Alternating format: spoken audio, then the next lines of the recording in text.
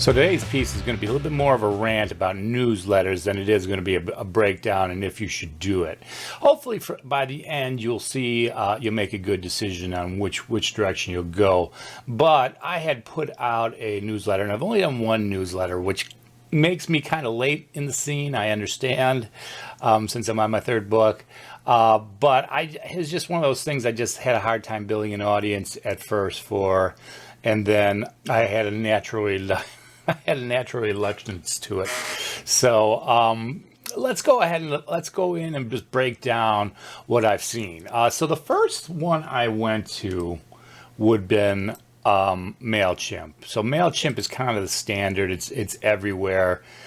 And I like this option. They used to have 1,000 level limits, meaning you can't have more than 1,000 subscribers in order to send out the email. They've recently brought this down to 500. So they'll let you grow the database as long as you want to. But in order to send something out free, which at my first newsletter I kind of wanted to do or pay very little for because I didn't know what to expect, I looked into them and I said, no, this isn't enough. So I said, well, what's the premium? Well, check this out. It's essentially $350 due today, or if you pay monthly, it's going to be over $360. And I'm only planning on putting out maybe 2 newsletters a year. That's too much to be putting over $100 in per newsletter. And to kind of give you a little bit of a overview of this, I have about it's between 1,000 and 2,000. I think when I actually did it, it was like about 1,200 on my newsletter list.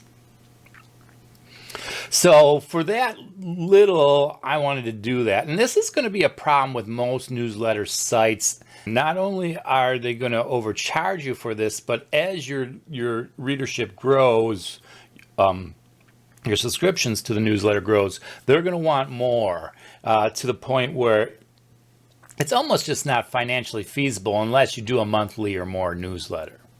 Now, if you're a big company or something like that, that makes sense. If or you just got to send out stuff. I know from my son's school, they send out a weekly newsletter. Okay, that makes a little bit more sense. But I just couldn't do this one. So I was a little frustrated by that. I was hoping that there'd be something between 0 and 350. It seems like that's just too wide of a gap. So then I went to, I did a big broad search, and actually I looked at a lot of them, but the 2 ones I wanted to talk about, one was Zoho. As you can see, you had a 0 option, 6,000 a month, 2,000 contacts, looked good. So I was interested in that one. And I, to be honest, I'm fine paying this small of a fee for per month, because I'm not going to do heavy emails. Like I said, if I hit 2 this year, just because of my personality or whatnot, I'd be fine to do it. They got back to me when I talked to the customer service, so I was pretty happy about this. But the biggest problem that they have is that you can't use certain email accounts to be the sender for these emails. So in other words, you have to have a specific address. And one of the ones they don't take is Gmail. You have to go kind of through a process of verifying your email as well. I didn't like that so much because I funnel everything through a Gmail account to the rest of it, because it's a lot stickier and there's a lot more issues if you don't have something like a Gmail for business, I find, at least. We can make another video about that. So I like this, but that was the sticking point, and I just I can't do that. So then I went to another one called Breo, which looks great at first. So you got a starter, and a business, and they all have different pricings. But the big thing was the free one is now 300 emails a day. You can send out about 500 emails a day from probably if you have a Microsoft account and a lot of these other big name accounts, Yahoo, Google has, they all roughly have that same limit. So you can actually make your own for this, and then copy and paste your email addresses into the CC section, or the BCC probably is a better way to go. So I didn't like that. They did have the 2,000 contacts, which is good, up to starter. And the prices were pretty good here. A little bit more than the Zoho, but certainly willing to pay $8 a month if I do 2 a year. I actually made one with them. And I actually sent it out, and I immediately got suspended. And no, it was not for any type of content. What the problem was, and I'm going to read straight from the email, although I don't want to get anybody in trouble here, so I'm not going to show you the email. It says, you should try to keep your unsubscription and spam complaint rate to below 0.3%. 0.3%, so less than 1%. So for this, I did have a significant unsubscribe. I'm going to say it was less than 10. But for me, this is like my first newsletter. I mean, people might not even know what they're getting into. So they might have said, okay, I'll try a newsletter out. And they say, oh, this isn't for me. I'm fine with that. Why would that be a problem for anybody? Now, maybe they're dealing with spam stuff or things of that nature. But this sounds just ridiculous. I had a bounce back rate, meaning that it never reached people or the accounts were closed. And that was about, I don't know, literally like about 4 out of, again, 1,200 roughly. That seemed, and they seem to not like that even. And it's just like, well, I've collected this over years. And the other problem is that the way I get people on newsletters, and if you've done newsletter, or if you're thinking of doing newsletters, what I tend to do is have contests or do work with third parties to say, hey, we're giving away a gift card. Hey, vote on this. And then the disclaimer is, if you vote on this, you're going to be put on the newsletter. Or if you're going to get in the contest, you're going to go on the newsletter. Now, some people don't read that real well. They just want to do whatever that specific thing is. That is totally fine. I mean, why wouldn't you allow for that? And to be honest, like, I wouldn't mind a 10% unsubscribe rate, even on my second or third email. Again, is this your flavor? Okay, if it isn't, fine.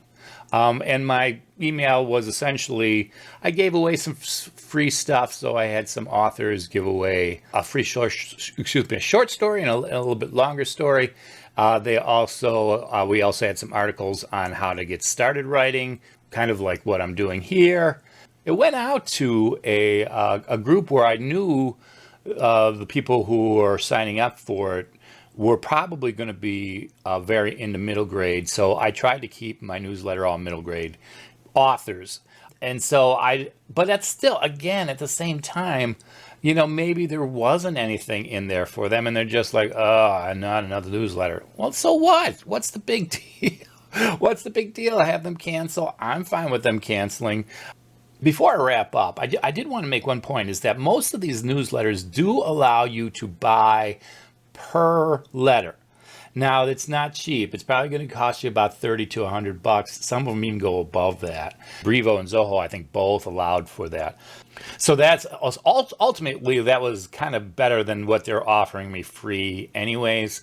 So I ended up going for that. In fact, that's what I did with Breo. The problem with this is they hide this a little bit. So it's hard to find this part because I think they want you on that subscription model, or like in the type of Mailchimp, they kind of want to get you addicted to having that database housed with them. Then you'll kind of grow your business and then need their higher price services. But that jump is huge. And I will say this, even though I'm hitting Mailchimp for this one in particular, outside of Breo and Zoho, who did treat me fairly, even though I don't like their rules,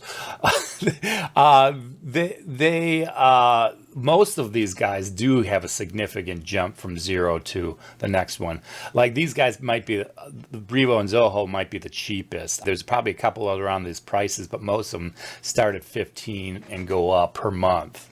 So after my frustrations, I'm thinking, well, should I do this by myself next time. And the one issue with that is that these guys, all these newsletter creation sites, they do have these nice templates you can do. Now they have tens of thousands of things that you don't need. And then you end up paying for that. That I think that's the thing with Mailchimp. Mailchimp does a ton of tools you can use, especially with analytics and things like that nature. So it kind of makes sense from that piece if you're not just sending out a newsletter and just wanting to see essentially what's the click-through rate. If you want a lot more than that, Mailchimp's fine. But the problem is you're paying for it. And sometimes you're paying for those things that you're never going to use. So I was thinking about saying, oh, what the heck? I'm just going to make my own newsletter. Oh no, now I have to think about the template, how it's going to show up on the machine. There is some nice things like you can throw an ad in to kind of help pay. That's what I was hoping to do with one of these sites, is I was kind of hope to put an ad in the actual newsletter, but it was not easy because a lot of them won't allow for JavaScript or anything like that, which makes sense. It's an email. But, not having those basic tools is going to make that newsletter longer. Now, what I found in talking to other authors, what they did, because I was like, oh my gosh, what am I going to do? So I went to and just asked a bunch of authors I knew or, I'm loosely associated with. And I said, what should I do here? And the biggest thing that they said was, don't use any of these. They said you probably have a tool based on your web host. So if you're doing Wix, Weebly, something like that, you probably have an ability to do a newsletter already through that site.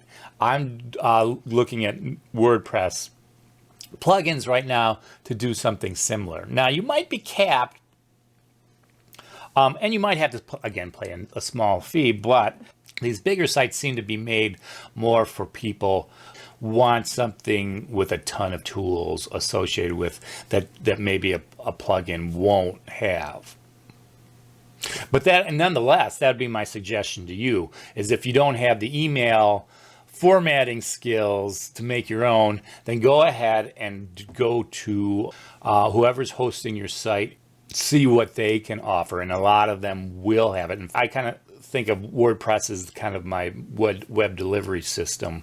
But I also have a web host who offers WordPress. So the web hosts themselves have lots of tools like that too. So you can either go to WordPress publishing, or you can actually go to your web host, and they both may have tools that you can use. And that's where I'd say to start if you're thinking about this. The rest of these guys are a little too frustrating to kind of get what you want. They have this thing, and this is my problem. And so this is my biggest beef, and I'm going to end it here, I promise. My biggest beef with today in dealing with all this stuff is whenever you pay somebody to do it, the first thing they roll out is the list of rules that you'll have to follow. Like it's your pleasure, or you're just so lucky to be with them. I've had this problem with ads. I've got a suspended Facebook ad for doing absolutely nothing wrong. I have the same problem with Microsoft Store. They're constantly changing the rules to do their ads. I think one time I used titling. My title was not all caps, but the first letters were all caps, like a book title. And they banned me for that because they said that was just poor practice. It's just like, I don't care what you think. Why can't I do what I want to do on your service? I'm paying you. Why are you judging me? And I think the reason is probably it keeps less blowback to their customer service. I would say if you want to keep, like Mailchimp does have a great database hookup, so you can grab viewers, subscribers from other sites, other places, and put them right in there. That's fine. I wouldn't bother paying anybody else. Look into your web host and keep any people away who can stop you from doing this. All right. I hope this is helpful. Feel free to comment about your problems, or if I'm just 100% wrong, go for it. I'd love to hear from you. Put those down in the comments. Thank you. Have a great day. WordPress plugin, or you can go to the WordPress. You can go to the WordPress pro. You can go to the.